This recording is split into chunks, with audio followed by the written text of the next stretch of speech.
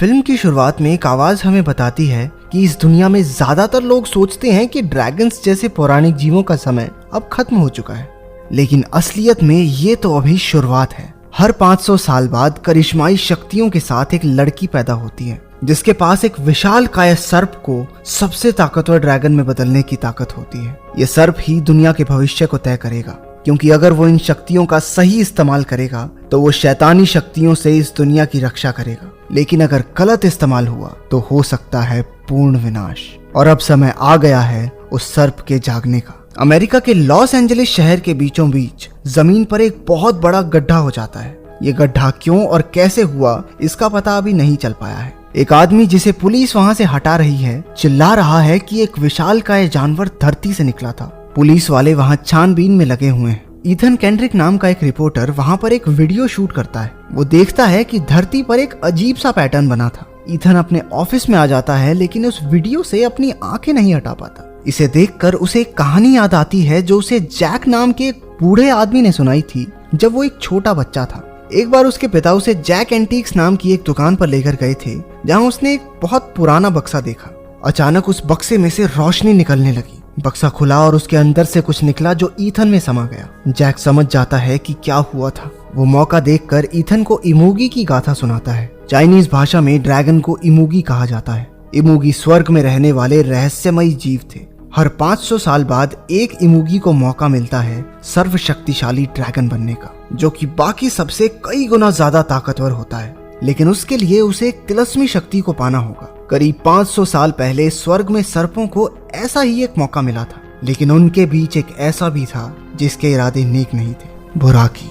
वो उस तिलस्मी शक्ति को पाना चाहता था जिसकी शक्ति से वो दुनिया में पाप का शासन कायम कर सके, लेकिन उसे ऐसा करने से रोकने के लिए तिलस्मी शक्ति को स्वर्ग से धरती पर भेज दिया गया, जो कोरिया के एक छोटे से गांव में गिरी। उसकी रक्षा के लिए उन्होंने स्वर्ग के एक ताकतवर योद्धा बोकम और उसके शिष्य हरम को भी धरती पर भेजा। उस गांव में नारीन नाम की एक लड़की का जन्म हुआ, जिसके कंधे पर जन्म से ही ड्रैगन का निशान था, जिसका सीधा मतलब ये था कि वो तिलस्मी शक्ति उस लड़की के अंदर है, और जब वो 20 साल की हो जाएगी तो उसके अंदर वो शक्ति पूर्ण रूप ले लेगी।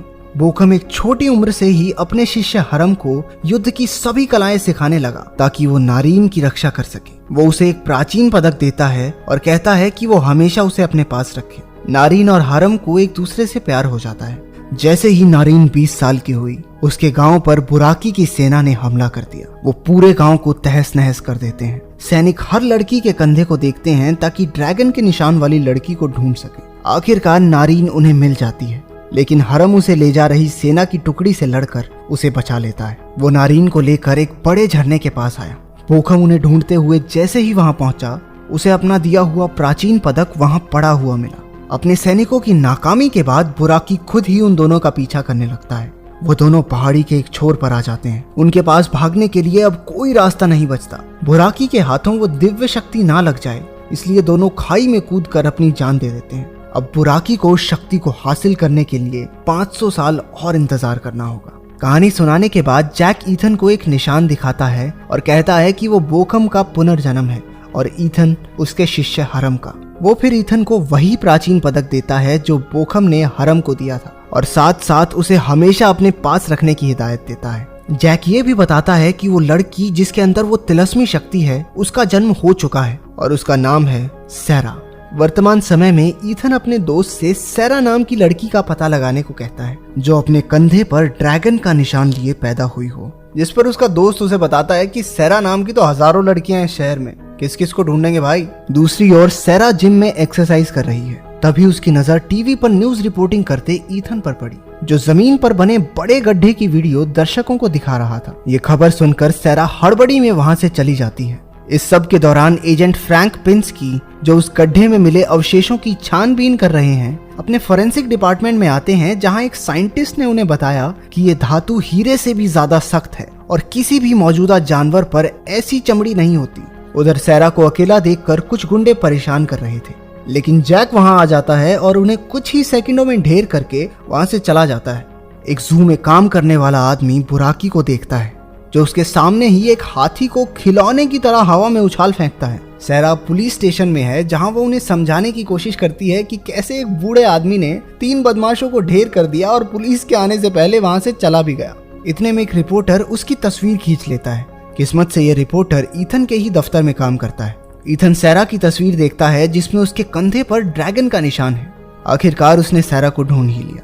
रात को सैरा की छाती में बहुत तेज दर्द होता है और वो एम्बुलेंस को फोन कर देती है। उसकी दोस्त ब्रांडी अपने बॉयफ्रेंड के साथ सैरा के घर उसके कुछ कपड़े लेने जाती है, लेकिन वो क्या जानते थे कि बुराकी के रूप में उनकी मौत वहां उनका इंतजार कर रही थी। बुराकी एक ही झटके में ब्रांडी को मार देता है और सैरा की तलाश जारी रखता है। अगले दिन ईथन और ब्रूस सैरा के घर जाते हैं जहां पुलिस ने ब्रांडी के कत्ल की वजह से घेराबंदी की हुई थी।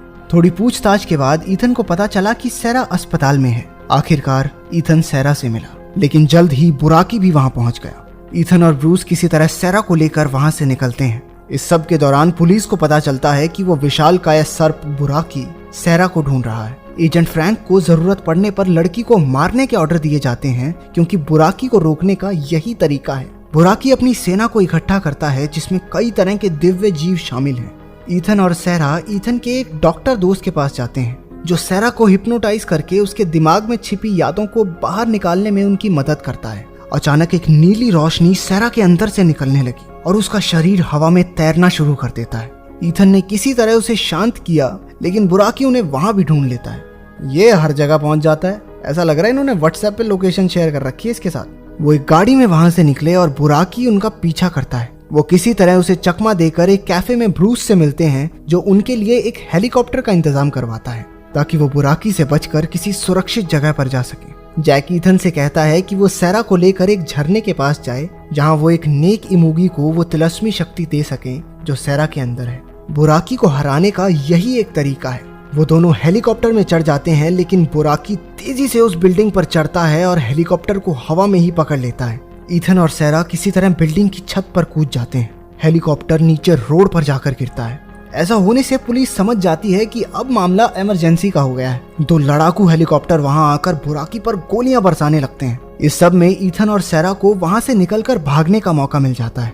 हेलीकॉप्टर बुराकी पर हावी पड़ते दिखाई दे रहे थे, लेकिन तभी वहां बुराकी की सेना आ जाती है। ड्रैगन स्काई गुट हेलीकॉप्टर्स पर हमला बोल देता है और टैंकों से लड़ने के लिए भीमकाय जीव आ जाते हैं। ईथन और सैरा किसी तरह एक गाड़ी में शहर से भागने की कोशिश करते हैं, लेकिन बुराकी की सेना के कुछ ड्रैगन्स ने उन्हें ढूंढ लिया और पकड़कर उसके पास ले गए। ईथन को एक खंबे से बांध दिया जाता है और बुराकी के कुछ सैनिक सैरा को पकड़ते हैं ताकि बुराकी उसके अंदर छिपी तिलस्मी शक्ति को ग्रहण कर सके। बुराकी सैरा की तरफ बढ़ा, तभी आसमान से एक रोशनी ईथन के प्राचीन पदक से टकराती है जिसके अंदर से एक बहुत ही ताकतवर शक्ति निकली जो बुराकी के सभी सैनिकों को जलाकर राख कर देती है। इसके बाद सिर्फ बुराकी और उसका सेनापति ही जिंदा बचते हैं। सेनापति ईथन पर वार करता है, लेकिन उस प्राचीन पदक से निकली बिजली ने उसे भी वहीं ढेर कर दिया। गुस्से से बौखलाया बुराकी उन दोनों पर झपटा, लेकिन तभी स्वर्ग से आया एक और विशालकाय सर्प उन्हें बचाने के लिए बीच में आ जाता है। उन दोनों के बीच भयानक युद्ध होता है। वो दोनों ताकत और शौर्य में बराबर लग रहे थे, लेकिन बुराकी किसी तरह उस दूसरे सर्प को धरती पर पटक देता है। बुराकी फिर से सैरा की तरफ बढ़ा। सैरा ऐसा दिखाती है कि उसने बुराकी के सामने हार मान ली है। उसके अंदर से वो तिलस्मी शक्ति बाहर आई, लेकिन जैसे ही बुराकी उसे लेने के लिए आगे बढ़ा, सैरा ने अपनी शक्ति को उस दूसरे सर्प की तरफ मोड़ दिया। तिलस्मी शक्ति को हासिल करके वो सर्वशक्तिशाली ड्रैगन बन जाता है। सैरा बेहोश होकर धरती पर गिर पड़ी। उस दूसरे इमूगी के ड्रैगन बन जाने के बावजूद बुराकी अपनी हार स्वीकार नहीं करता। ड्रैगन उसे पकड़कर बड़ी आसानी से धरती पर दे मारता है। बुराकी फिर से उठ खड़ा हुआ और ड्रैगन की पूंछ पर झपटा। इस पर उसे गुस्सा आया और वो बुराकी के ऊपर आग से हमला करता है जो बुराकी की मौत की वजह बनी। सैरा की आत्मा ईथन से कहती है कि वो जल्द ही स्वर्ग में दोबारा मिलेंगे और उस तिलस्मी शक्ति में मिल जाती है जिसके साथ वो जन्मी थी। हमारा सर्वशक्तिशाली ड्रैगन उसे लेकर स्वर्ग की ओर चला जाता है।